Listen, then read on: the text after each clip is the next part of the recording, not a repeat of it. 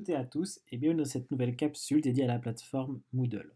Dans ce tutoriel, nous allons voir comment organiser un devoir à destination des étudiants. Pour ce faire, sélectionnez d'abord le cours pour lequel vous souhaitez organiser un devoir.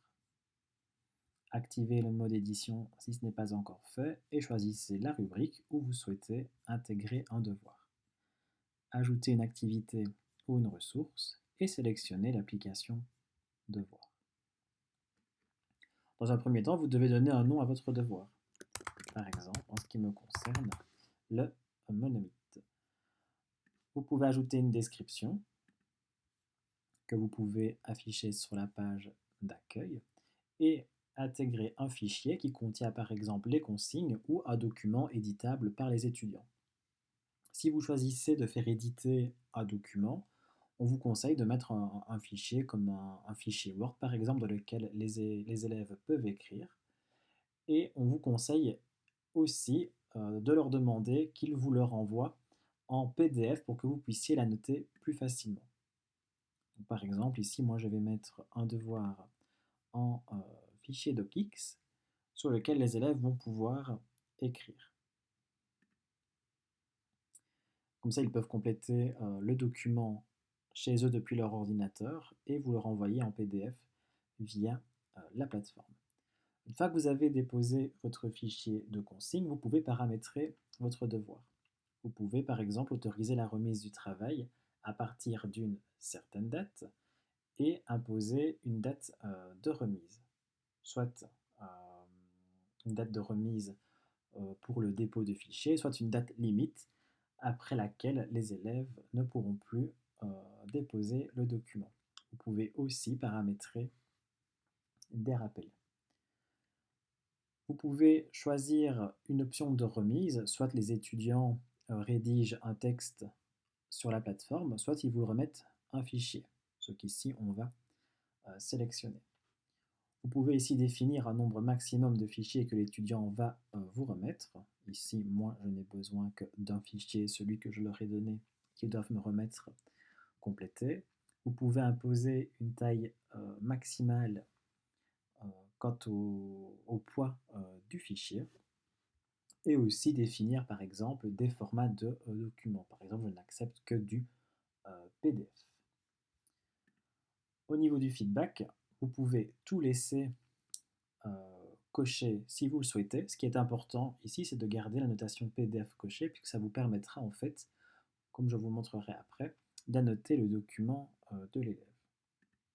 Et vous pouvez également ajouter un commentaire en ligne directement associé à la publication de l'élève.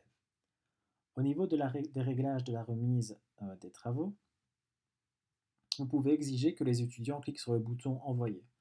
C'est-à-dire qu'avant d'envoyer définitivement le fichier, ils devront confirmer la remise. C'est une étape supplémentaire pour éviter en fait une fausse manipulation de leur part. Alors, si vous demandez aux étudiants d'accepter la déclaration de remise pour tous les devoirs, en fait, ils vont devoir s'engager en disant ben voilà, je n'ai pas plagié. Mais si vous mettez non, cette alerte-là n'apparaîtra pas. Quant à la réouverture des travaux remis, si vous mettez jamais, ça veut dire qu'une fois qu'un étudiant a remis un travail, il ne peut pas le reprendre, le rééditer ou mettre un autre fichier à la place. Si vous mettez manuellement, ça veut dire que l'étudiant peut, quand il le souhaite, mettre à jour le fichier qu'il vous remet. Au niveau des notifications, vous pouvez décider d'être informé quand un étudiant vous remet un devoir ou pas. Pareil pour les retards. Au niveau de la note, vous pouvez attribuer soit des barèmes comme B, TB, excellent, soit des points pour lesquels vous pouvez définir une note maximale en définissant une méthode d'évaluation soit simple, soit par grille d'évaluation. Ici, pour le moment, on va rester sur une évaluation de type simple. Évaluation à l'aveugle, ça veut dire que si vous êtes plusieurs enseignants pour un même cours, vous pouvez choisir de masquer soit le nom des étudiants que vous évaluez, soit l'identité des évaluateurs qui corrigent les documents des élèves. Comme d'habitude, dans les réglages courants, vous pouvez décider d'afficher directement le devoir ou de le cacher. Vous pouvez restreindre l'accès et une fois que vous êtes satisfait de vos paramètres, il vous suffit d'enregistrer et de revenir au cours. Une fois que c'est fait, ici je vais juste faire un petit déplacement. Une fois que c'est fait, le devoir est accessible aux élèves. Et vous pouvez voir ici le nombre d'étudiants qui vous ont remis les travaux. Lorsqu'un étudiant vous a remis son travail, si vous l'a remis en PDF, vous allez pouvoir directement le corriger sur la plateforme.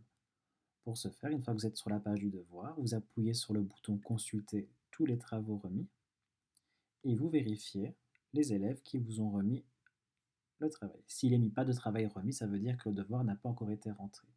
Ici, on voit qu'un travail a été remis et donc en appuyant sur Note, on va pouvoir aller l'évaluer.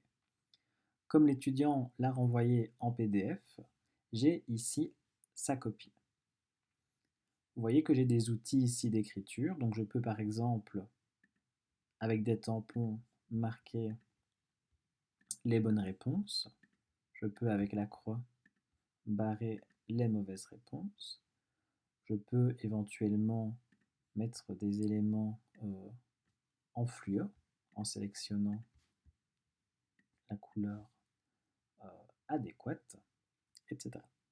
Vous pouvez attribuer une note sur 20 au travail et mettre un feedback général. Vous pouvez également faire un feedback via le micro de votre ordinateur ou via votre caméra pour personnaliser le message envoyé à l'étudiant. Une fois que c'est fait, vous enregistrez